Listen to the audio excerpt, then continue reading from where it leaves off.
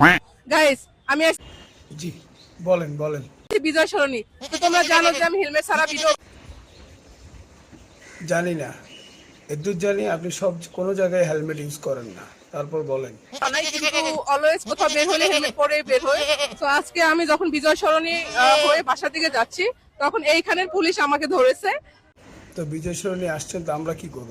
ধরে আমার বাইক এজে রেখে দিয়েছে এবং আমার বাইকের চাবিও নিয়ে গেছে তারা।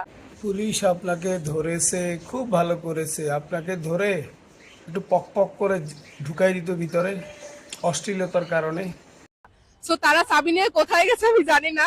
এখন আমার বাইক আর আমি এখানে বসে আছি আধা ঘন্টা ধরে, তাদেরও কোনো খোঁজ নাই, বাইকও নিতে ওয়াও, কত গর্বের বিষয়।